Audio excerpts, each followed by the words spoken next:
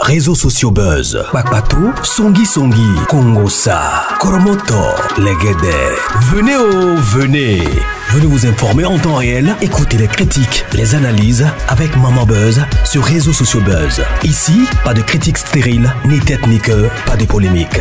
Maman Réseau, Maman Buzz de tout le monde est là. Maman Buzz sur Réseaux sociaux buzz, et Lengue Zangali Passa. Le goût qui n'a pas de concurrent.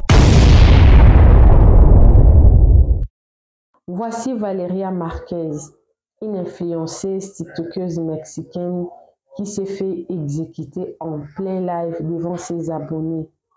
Cette histoire s'est passée le 13 mai. Alors jusqu'à aujourd'hui, ça secoue vraiment TikTok et dans son pays, les personnes sont restées abasourdies. Alors c'est quoi l'histoire? Je vous ai ramené deux versions la plus proche. La meilleure version, ça s'est dit.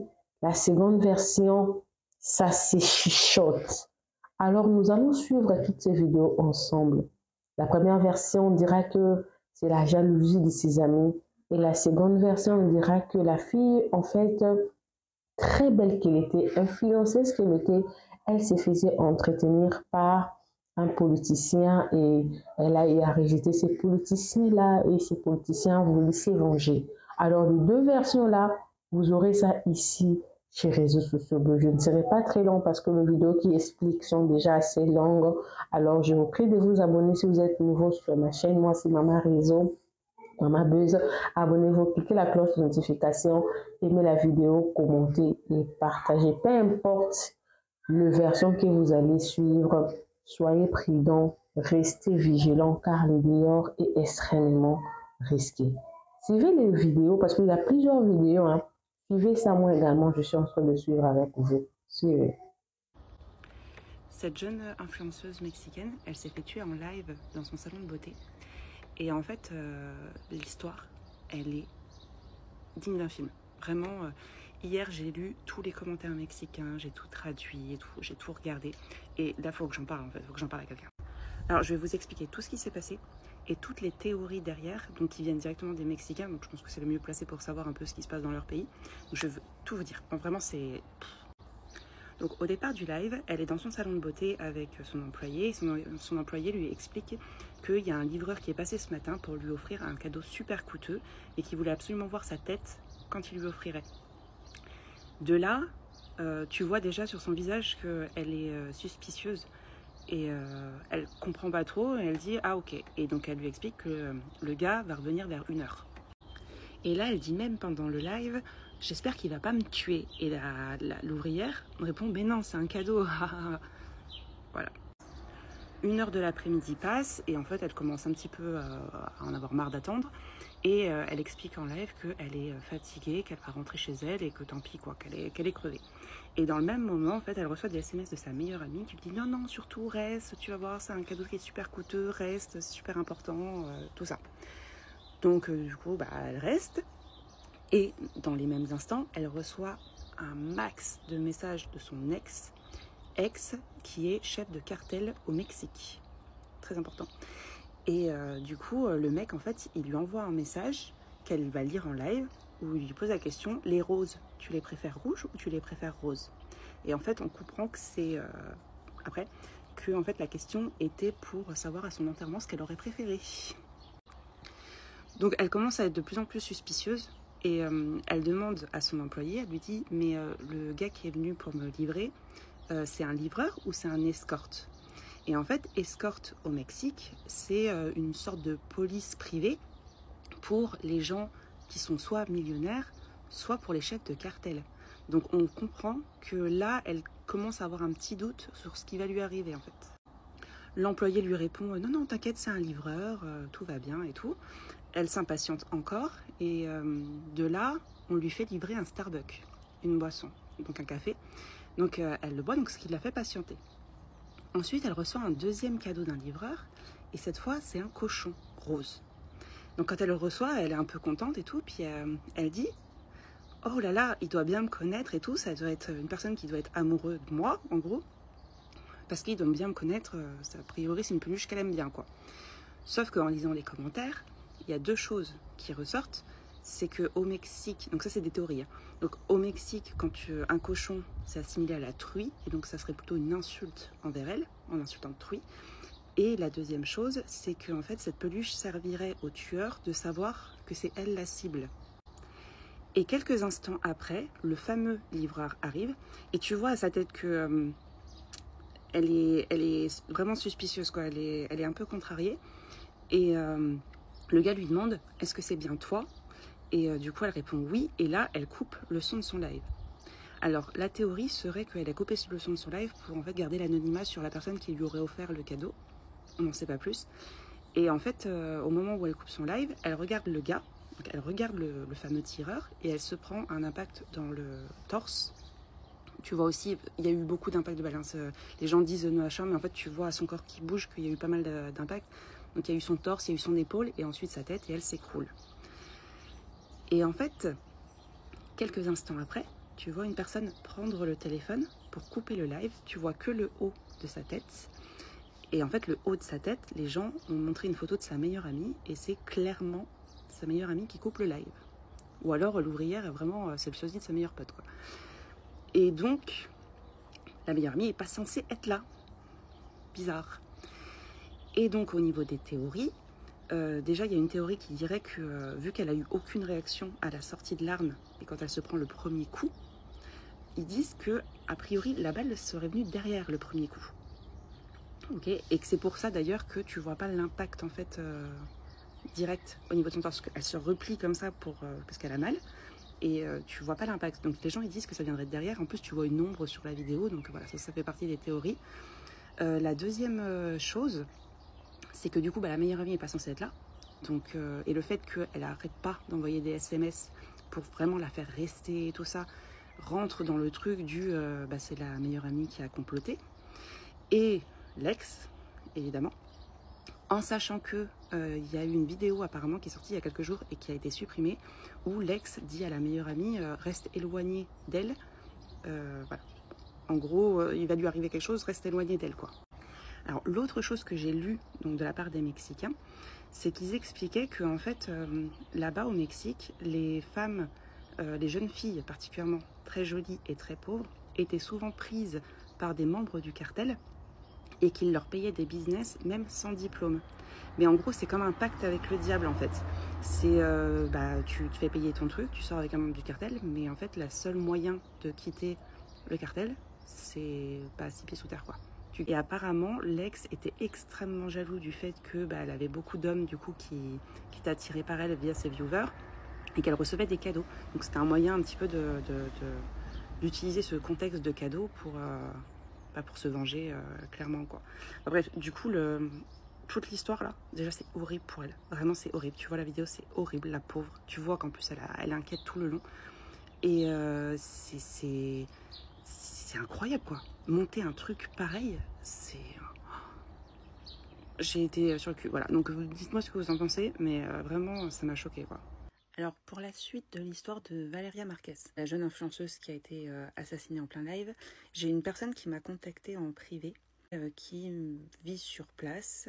J'ai pu vérifier les informations, c'est réel, et qui me fait son témoignage, en fait. À vous de croire ou non ce qu'il dit. Je mettrai plus d'infos sur la personne, pourquoi est-ce qu'elle reste anonyme, tout ça en description pour éviter que la vidéo dure 15 ans. Mais voilà, je vous explique un petit peu ce qu'il m'a dit. Alors, il m'a expliqué dans un premier temps que Valeria sortait donc avec un chef de cartel, comme on le savait. Et en fait, c'est lui, donc ça c'est officiel, hein, c'est lui qui lui a tout payé. Son institut, ses voitures, l'argent qu'elle avait, les habits de valeur, voilà, tous ses biens étaient payés par lui.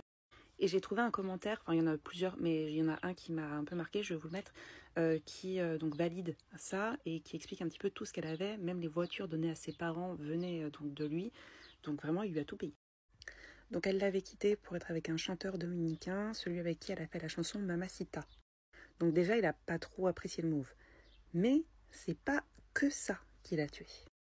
Le 13 mai, donc quelques jours seulement avant la mort de Valeria, il y a un député qui a été abattu. Ce député, alors attendez que je ne me trompe pas dans le nom, c'est Luis Armando Cordova Diaz.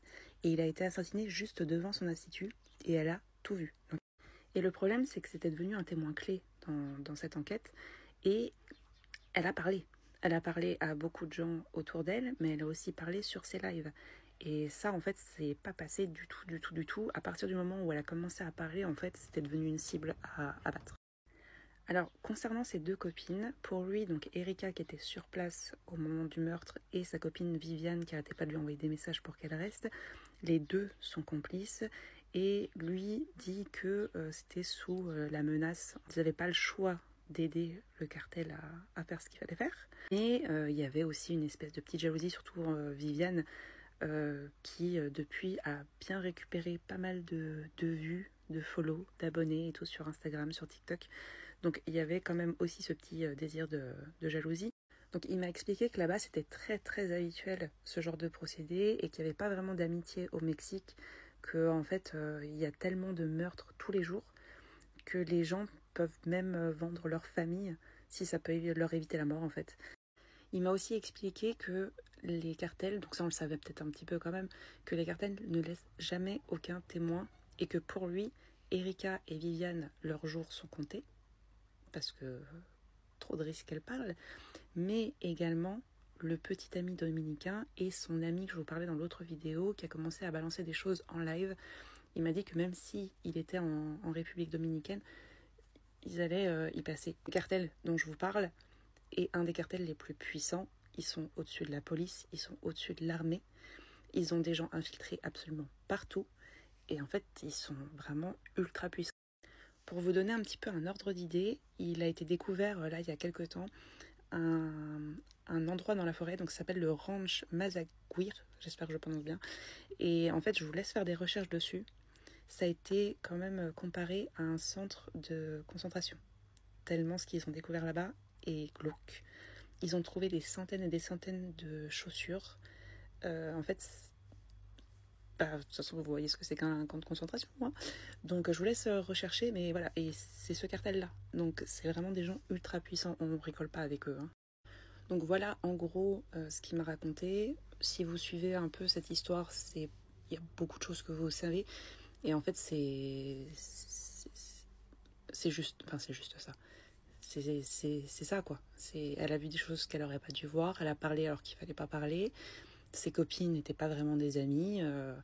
Et c'est ce qui se passe souvent au Mexique. Et puis, voilà. Je vous fais le petit update des petites nouveautés que j'ai pu lire sur l'affaire Valeria Marquez, en sachant que je ne suis pas journaliste. Hein. Je me prétends pas du tout l'être. Donc moi, c'est juste, je relis les messages que écrivent les Mexicains. Et ce qui se dit aux infos, c'est tout. Alors déjà, il y a le meilleur ami de son ex, donc chef de cartel, qui a fait une vidéo ou une story, en tout cas pour supplier son ami de dire la vérité, qu'il serait qui l'a tué et que pour elle mérite qu'on dise la vérité, donc il le supplie de le faire et que si jamais il ne le fait pas, lui le fera. Elle l'aimait et que c'est pour ça qu'elle est morte. Voilà. Ensuite, il y a une autre amie de Valeria qui a fait un live TikTok. Donc elle était pas du tout là, présente, rien du tout. Donc elle a fait un live TikTok pour expliquer que elle était aussi, elle, persuadée que l'employée amie plus celle qui envoyait des messages, donc la meilleure amie, était liée à tout ça et que elles étaient dans le cœur de l'affaire et qu'elles étaient complices. Ensuite, les autorités mexicaines donc, ont confirmé que le livreur est celui qui a tiré, parce qu'il y a beaucoup de gens qui disaient, ça se trouve, c'est juste un simple livreur et il n'a rien fait du tout. Non, apparemment, il est bien venu en moto, c'est bien lui qui a tiré et il est reparti aussi rapidement. Il y a aussi des infos qui tournent comme quoi le matin même, Valeria était à l'hôpital. Je sais pas, ça, il n'y a rien qui a été validé là-dessus, les autorités n'ont rien dit là-dessus, il n'y a rien qui prouve que c'est vrai. C'est ce qui se lit dans les commentaires. Je ne sais pas du tout d'où vient l'information, mais il n'y a pas de données là-dessus. Pour l'instant, les autorités soupçonnent donc l'ex, mais en tout cas, il n'y a aucun mandat d'arrêt sur lui. Ils disent rien en fait. Pour l'instant, ils disent rien. Faut savoir qu'ils ont classé ça comme féminicide. Donc, elle était bien visée parce que c'était une femme. Donc après, il y a aussi une autre vidéo qui tourne. Donc là, c'est quand les policiers sont arrivés. Tu vois l'employée qui est à l'extérieur et en fait, elle a un visage impassible. Il n'y a aucune émotion qui émane d'elle. Elle regarde comme ça. Elle prend son téléphone, elle regarde, elle repose. Il y a vraiment, pour une femme qui vient d'assister à un meurtre de son ami, très particulier. Et du coup, il y a deux questions qui se posent. Déjà, la première, c'est concernant ses amies. Est-ce qu'elles ont fait ça, donc déjà, est-ce qu'elles sont impliquées? Et si oui, est-ce qu'elles ont fait ça par jalousie ou est-ce qu'elles auraient fait ça parce que elles auraient été menacées peut-être par le cartel et du coup, elles n'avaient pas le choix. Peut-être que leur famille était menacée ou autre. Voilà, ça c'est la grande question. Et la deuxième question, c'est est-ce que c'est vraiment l'ex qui est dans le cartel qui a fait ça ou est-ce que ce sera un cartel concurrent qui aurait voulu se venger ou punir le cartel en question en tuant du coup une des femmes du cartel, ou en tout cas une des ex, voilà. Est-ce qu'ils ont voulu les toucher comme ça? Donc il y a vraiment deux théories qui se succèdent, je ne sais plus. Voilà, bref, c'est les petites infos, les petites dernières infos qui sont là, en sachant que, toujours pareil, je lis les commentaires, je regarde un petit peu ce qui se dit des autorités, mais je ne suis pas journaliste, j'ai pas d'instance infuse, je dis certainement des erreurs, mais voilà, c'était juste pour vous partager un peu ce que je lis. As-tu remarqué la boisson Starbucks rouge sang que Valeria Marquez a bu avant sa mort? Personne ne s'est rendu compte que les 3 cadeaux qu'elle a reçus portaient une signification symbolique glaçante. Le jour des obsèques de Valeria Marquez, sa meilleure amie a immédiatement modifié son pseudo sur les réseaux sociaux en Barbie VVV. Elle n'a publié aucun message de condoléances pour Valeria. Elle donnait l'impression d'avoir enfin accompli un souhait qu'elle nourrissait depuis longtemps. Valeria était surnommée Barbie à cause de sa beauté, ce qui éveillait une forte jalousie chez Vivian. Elle a commencé à imiter le maquillage de Valeria, allant jusqu'à subir une chirurgie esthétique. Certains internautes affirment que Vivian a exprimé publiquement son aversion pour Valeria. Comme on le sait, lorsque quelqu'un tente de devenir ton double, il vaut mieux fuir immédiatement cette jalousie toxique. Cette amie aurait orchestré tout cela, ou du moins y aurait pris part. Les roses qu'ils lui ont offertes étaient destinées à ses funérailles. Le deuxième cadeau, un cochon en peluche, visait à l'humilier. Le troisième, c'était cette fameuse boisson rouge de Starbucks. Valeria a reçu le sac noir le plus cher de sa vie, décoré d'étoiles, comme une métaphore de son repos éternel sous le ciel étoilé. Son assistante, froide et impassible, a mis fin au live et l'a regardé fixement jusqu'au moment où la mort s'est approchée. Cette créatrice de contenu de 23 ans a perdu la vie en direct sur TikTok sous les yeux de ses abonnés. Voici ce qui s'est passé. Ce mardi 13 mai, Valeria Marquez, âgée de 23 ans, lance un live TikTok depuis son salon de beauté. Elle échange avec ses fans, répond à leurs commentaires et partage des conseils beauté. Mais peu avant le drame, Valeria semble préoccupée. Elle mentionne qu'un inconnu a tenté de lui livrer un bouquet de fleurs coûteux dans la matinée, mais qu'elle a refusé, trouvant l'expéditeur anonyme suspect. Quelques instants plus tard, un homme fait irruption dans le salon. Une voix masculine lance: c'est Valeria, là? Elle répond hésitante: oui, c'est moi, avant que le live ne bascule dans la panique. L'individu, vêtu d'une tenue de livreur et portant un masque, sort une arme et tire plusieurs fois sur Valeria. Elle s'effondre devant la caméra, sous les regards horrifiés de ses spectateurs. L'assaillant s'enfuit en voiture et demeure introuvable à ce jour. Sa communauté, bouleversée, pleure cette perte tragique. Selon les autorités, le crime pourrait être lié à une dispute avec une personne de son entourage proche. Nous vous invitons à utiliser cet espace de commentaires comme lieu de recueillement pour rendre hommage à Valeria et témoigner de votre soutien à sa famille. Repose en paix, Valeria Marquez. La voix de Valeria Marquez a été entendue dans son propre salon alors que le magasin est fermé depuis sa mort, et ce qu'elle dit, vous allez voir, c'est très effrayant. Depuis le 13 mai 2025, le salon de beauté de Valeria Marquez est resté fermé. C'est là qu'elle a été tuée en direct pendant un live TikTok. Mais personne n'est revenu depuis, tout est resté figé comme si le temps s'était arrêté. Et ce qu'on ne t'a pas dit, c'est que quelques jours après le drame, un enregistrement audio a commencé à circuler. Il aurait été capté depuis l'extérieur du salon. Ce qui est étrange, c'est que dans cet audio, on entend une voix de femme. Elle pleure et elle répète plusieurs fois d'une voix brisée, en espagnol, « Vivian, lo hiciste. Vivian, c'est pas juste. Pourquoi tu m'as fait ça ?»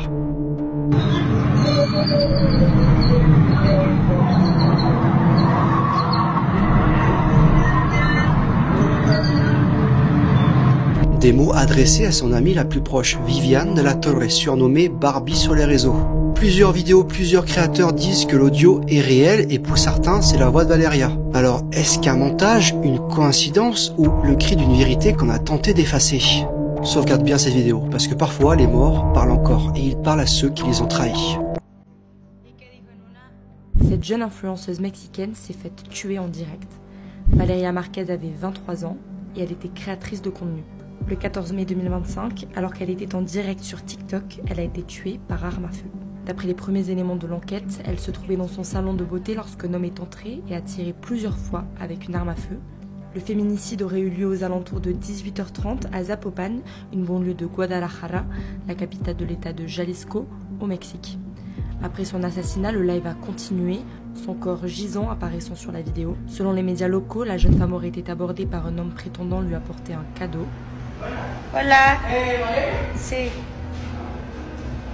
Au Mexique, si l'on additionne les féminicides et les homicides volontaires, 10 femmes seraient tuées chaque jour.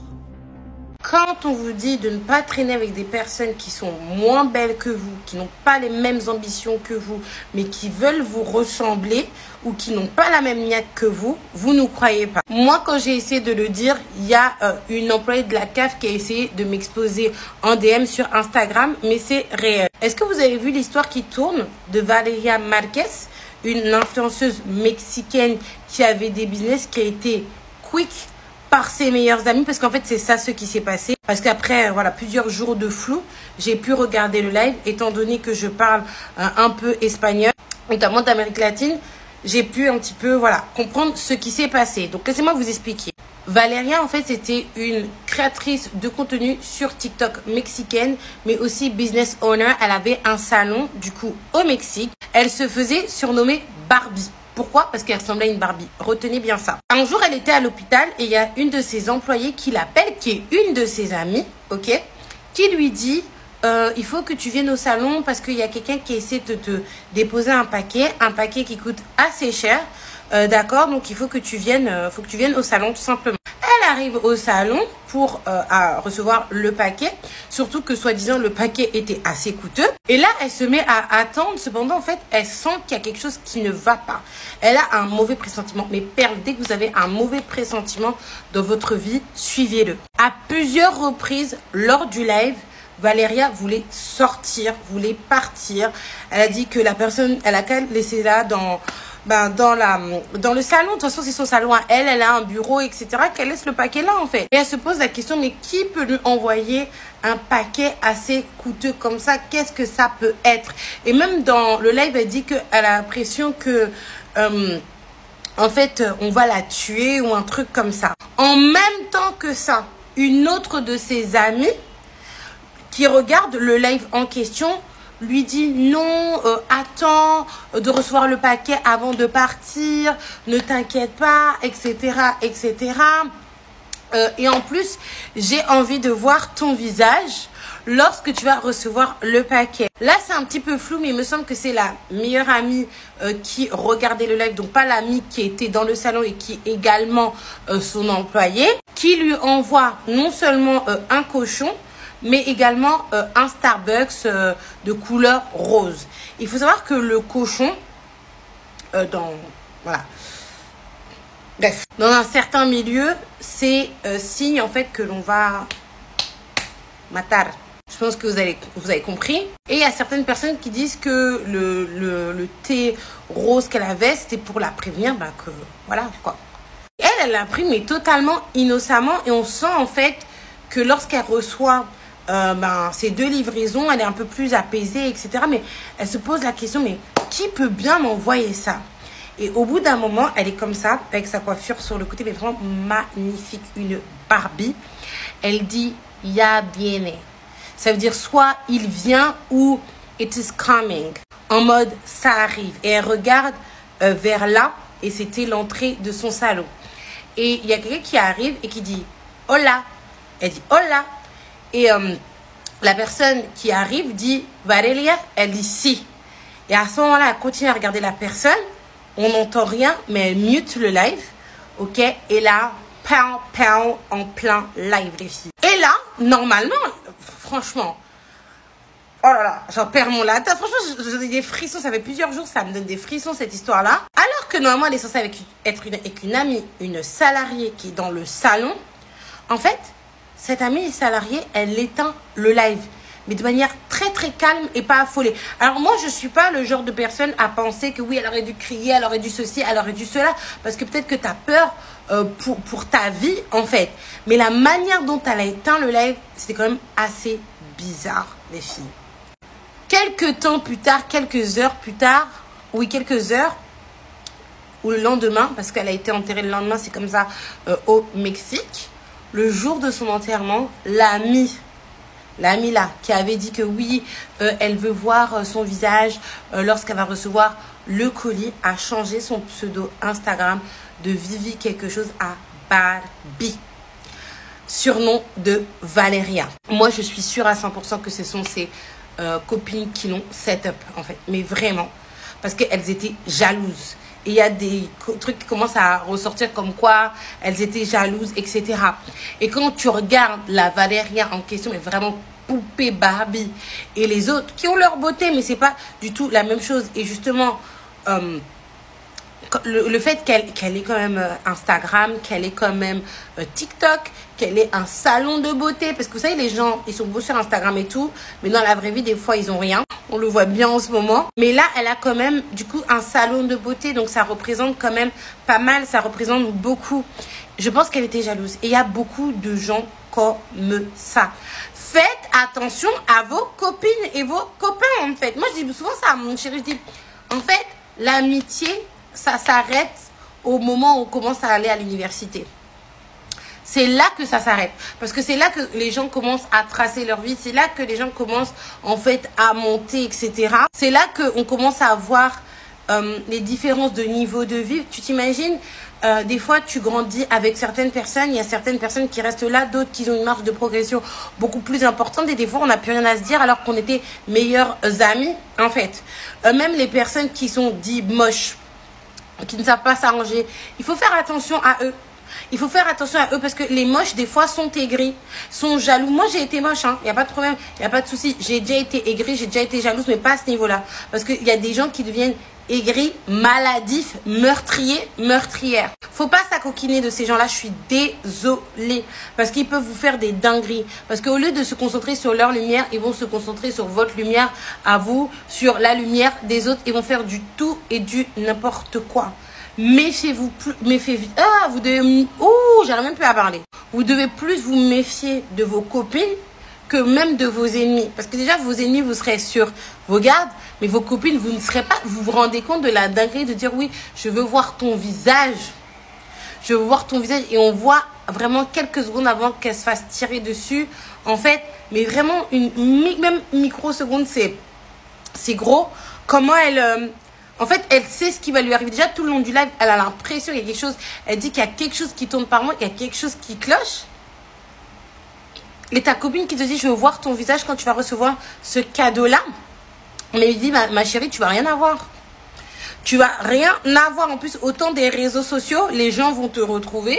S'il y a personne qui te fait rien du tout dans ce cas-là, tu vas pas devenir la star que tu penses être ou tu penses devenir. Tu vas pas devenir Barbie, en fait. Oui, en fait, on est plusieurs à avoir été victimes de copines moches et pauvres ou moches ou pauvres. Peut-être pas au niveau de Valéria. Et Dieu merci, mais moi, je vais vous raconter mon histoire avec mon ancienne copine moche pour le coup. Et sa jalousie est partie très, très, très loin à mon égard. Tout commence en seconde où je rencontre cette fille et ça a vraiment été un match, en tout cas pour moi, dans le sens où, vous savez, moi j'ai grandi à la campagne avec que des blanches, avec que des copines blanches et c'était ma première copine noire étant donné que j'avais changé d'école, j'étais au lycée du coup. Donc on était super proches, super copines, vraiment on était comme ça. C'est vrai que les premières choses que j'ai remarquées à l'époque quand on était au lycée, c'était par rapport aux garçons. J'avais l'impression qu'elle essayait de mal m'orienter en fait. Mais ça m'a pas... En fait, ça m'a pas choquée directement. Parce que je me suis dit peut-être qu'elle voulait me protéger... Peut-être qu'elle voulait me protéger. Il y avait un événement en particulier où j'ai déclaré ma flamme. En fait, un gars, je m'en rappelle à l'époque, et il m'avait foutu un râteau, tout simplement. Et quand ça s'est passé, alors qu'elle m'avait encouragée à déclarer ma flamme, elle m'a dit, oui, je voulais pas te le dire, mais ça se voyait qu'il n'était pas du tout attiré par toi, c'est par moi qu'il est attiré, je pense qu'on va se mettre ensemble, combien de trucs, etc. Moi, c'est vrai qu'elle m'avait dit ça m'avait étonnée, parce que c'était une fille qui était très masculine, mais vraiment très, très, très masculine, malgré sa lumière qu'elle dégageait, selon moi. Après, elle était voilà, trop éblouie, soi-disant, par ma lumière, parce que écoutez bien, en fait, ce qu'elle a fait. Je trouvais ça étrange que ce type-là qui me rejette à moi soit attiré par elle, alors qu'elle était plus masculine. Mais je me suis dit, en fait, les goûts et les couleurs, il n'y a pas de problème, il n'y a pas de souci. Première chose, on avance dans le temps. On quitte le lycée, je commence même l'université, je recroise ce type-là. Et on commence à discuter parce que c'était vraiment quelqu'un de très gentil, très bien éduqué. Et je lui dis, comment ça s'est passé avec ma copine P? On va l'appeler P. Il me dit, mais comment ça s'est passé? Mais je dis, mais apparemment, tu l'as kiffé, elle te kiffait. Bon, comment ça s'est donné en fait. Par la suite, il me dit, mais Aïka, qu'est-ce que tu racontes en fait? Pour moi, c'était juste un poteau, à l'instar de mes copains garçons. Pour preuve, on s'est battu. Et effectivement, ils s'étaient battus dans une salle de classe de maths. Il y avait même la professeure de maths qui avait dû les séparer. Bref. Finalement, le temps passe, nos chemins se séparent. Je commence ma vie d'adulte. J'ai mon premier enfant qui décède. J'ai mon deuxième enfant que j'ai du coup, mon petit garçon Joshua. Je m'installe à Saint-Denis. J'ai mon travail qui était super bien payé. Je suis belle. Je commence à avoir mes affaires et je recroise son chemin du coup sur les réseaux sociaux et je recroise également le chemin d'une autre fille qu'on connaissait également étant donné qu'on était dans le même lycée. Et en plus de ça, cette fille-là, j'étais assez proche d'elle également à l'époque, étant donné qu'on avait fait l'internat ensemble. Enfin, au tout début de mon année de seconde. Et en plus, elle-même était tombée enceinte, donc elle était partie de l'internat. Quand je reprends contact avec ma copine P, je lui dis, ben, comment ça se passe, ta vie, etc. J'étais vraiment super contente de reprendre contact avec elle. Elle me dit, ben, ça va, moi, c'est vrai que c'est un petit peu compliqué en ce moment, parce que je sais pas si tu es au courant, mais maintenant, j'ai 3 enfants. Ok, j'ai un mari. Cependant, là, je pense que je vais être en deuil parce que mon mari et mes enfants ont fait un accident de voiture. Moi, je n'étais pas dans la voiture. Du coup, et en fait, on ne les retrouve pas. Comment ça, on ne les retrouve pas? Non, on ne les retrouve pas. On a retrouvé la voiture, on a retrouvé, mais eux, on ne les retrouve pas. Et là, moi, je me dis, c'est quand même bizarre hein, parce que la voiture, en fait, la carcasse de la voiture, soi-disant, c'était comme s'il y avait un choc frontal. Et s'il y a un choc frontal et si, voilà, les corps sont assez abîmés, il y a quand même des restes qui vont montrer qu'il y avait quelqu'un à l'intérieur, etc. Donc, moi, je lui ai dit, écoute, moi, je suis là pour toi, je suis là pour te soutenir, ne t'inquiète pas. On commence à parler, elle me dit, ah oui, à l'époque, j'ai appris ce qui s'est passé avec ton fils, mais maintenant, t'as un beau petit garçon, etc. Ta vie, ça va bien. En plus, t'étais jolie à l'époque, t'es devenue encore 4-5 fois plus jolie. Elle m'a fait vraiment des compliments. Moi, ça m'a beaucoup touchée en sachant que je suis quelqu'un qui est plus ou moins humble. Je voulais vraiment être là pour elle à ce moment-là parce que, en fait, pour moi, c'était sûr qu'elle allait vivre un deuil. C'était sûr qu'elle allait vivre la perte, de son mari, de ses 3 enfants d'un coup. Et moi, je sais c'est quoi perdre un enfant. Donc, toutes les mamans anges ou futures mamans anges, en fait, pour moi, c'est une mission de les accompagner, entre guillemets. J'ai vraiment été présente pour elle. Je prenais des nouvelles, etc. Peut-être 1-2 semaines plus tard, elle me dit, Aïka, bonne nouvelle, mon mari et mes enfants sont rentrés comme des fleurs à la maison. Je dis, mais c'est quand même bizarre. Je me dis, c'est quand même bizarre qu'en fait, qu'ils aient un accident de voiture aussi violent, parce que c'était une sorte de choc frontal avec, en fait, le pare-choc qui était enfoncé, et qu'en fait, ils reviennent 2 semaines plus tard, comme des fleurs à la maison, qu'ils n'aillent pas à l'hôpital, parce qu'elle m'avait dit qu'ils n'étaient pas partis à l'hôpital, et qu'il n'y a rien qui leur arrive. À partir du moment où, vous savez, vous avez un accident de voiture, que le véhicule est laissé comme ça, il y a une enquête qui est faite. Surtout s'il y a des enfants à l'intérieur. Si on se rend compte que, bon, il y a eu des survivants et que les enfants ne sont pas partis à l'hôpital, ce sont des personnes mineures, il y a une enquête qui est faite et il y a une enquête sociale. Donc c'est vrai que, étant donné que c'était quand même un événement grave, moi j'ai pas cherché midi à 14h, tant que le mari et les enfants allaient bien, je me suis dit franchement, c'est le plus important. Le temps passe. Quelques semaines plus tard, le pouvoir de la langue, écoutez bien. Moi, j'étais dans mes affaires à ce moment-là. J'étais en train de travailler avec mon fils, j'avais mon ancien compagnon, enfin bref. J'étais vraiment dans une phase de ma vie où j'étais plus ou moins épanouie. J'étais dans un endroit dynamique, j'habitais à Saint-Denis, j'avais mon beau petit appartement, etc. Et là, elle m'appelle, comme je vous dis, quelques temps plus tard, pour me dire, Aïka, là, c'est vraiment grave. On a fait un autre accident de voiture avec mon mari et mes enfants. Cette fois-ci, j'étais là et je suis la seule survivante, en fait. Là, je suis en centre de rééducation. J'ai failli passer. Et voilà, je voulais juste te dire ça.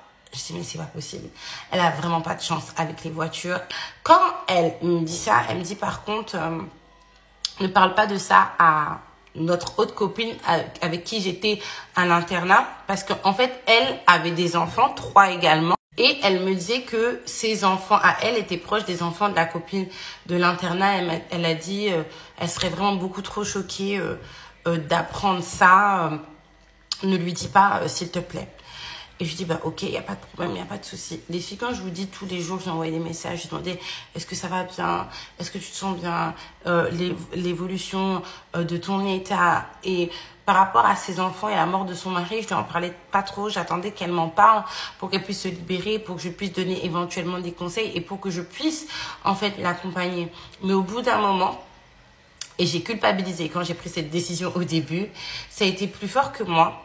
Et j'ai été voir l'autre copine avec qui, en fait, j'étais à l'internat et qui était proche d'elle, soi-disant, avec les enfants. Et surtout, elles habitaient dans la même ville, dans le 60, là-bas, d'où j'étais originaire également. Et je lui dis, écoute, je te contacte parce que P a eu un accident de voiture, comme tu le sais. Et étant donné que toi, tu n'habites pas loin, que tu es plus proche d'elle physiquement, j'aimerais bien savoir comment ça se passe pour elle. Et surtout, physiquement et psychologiquement, pardon. Étant donné qu'elle a perdu son mari et ses enfants. Elle m'a dit de ne pas te dire ce dernier détail-là, étant donné que vous étiez proches. Elle me dit, Aïka, qu'est-ce que tu racontes? Où tu es là actuellement? Et je lui dis, ben, je suis au travail. Elle me dit, ok, d'accord. S'il te plaît, dès que tu rentres chez toi, que tu es au calme, que ton fils il est couché, appelle-moi. Un peu intriguée, je finis mon travail, je rentre chez moi. Je me rappelle que je travaillais de nuit ce jour-là. Et je l'appelle et elle me dit, oui, elle a eu un accident de voiture, c'est vrai. Par contre, elle n'a pas perdu son mari et ses enfants parce qu'elle n'a jamais eu de mari, elle n'a jamais eu d'enfant, en fait. Donc, je comprends vraiment pas ce que tu es en train de me dire. Elle rajoute même que le premier accident de voiture n'a jamais eu lieu, mais elle me fait promettre de ne rien lui dire. J'ai fumé 3 clopes et bien sûr que je suis partie la voir. Je suis partie demander des comptes à mon amie moche. Et là, elle me dit, mais qu'est-ce que tu racontes? T'es partie voir l'autre copine, etc. J'ai dit, bien sûr que oui, en fait. Et t'as jamais eu d'enfant, t'as jamais eu de mari et surtout, tu les as jamais perdus. Les filles, vous savez ce qu'elle me dit? Et là, elle change de ton. Littéralement, elle prend un ton glacial, un ton pratiquement meurtrier en me disant, ouais, Panière, je te dois rien du tout. Tu te la pètes. Tu te crois belle, c'est bien fait pour toi que ton gosse est mort. Combien de trucs en fait? Alors qu'on n'avait jamais eu de dispute, on n'avait jamais eu de bif en fait. C'est comme si elle révèle sa cape du jour au lendemain. Je te dois rien, etc. Pourquoi t'es partie lui raconter ça? Et tout et tout. Combien de trucs les filles? Elle s'est révélée. J'ai dit, vous savez quoi, je vais la bloquer parce qu'il y a une maldonne qui va se faire. Donc tout ça pour vous dire en fait qu'il y a même des copines qui peuvent être jalouses de votre propre malheur. Elles interprètent ça comme une certaine lumière, n'est-ce pas? Et quand elles montrent leur vrai visage, moi je pense qu'elle aurait pu me faire du mal, honnêtement. Parce que pour inventer une histoire de mort de son enfant, sachant que moi j'en ai perdu un, elle aurait été capable d'aller beaucoup plus loin.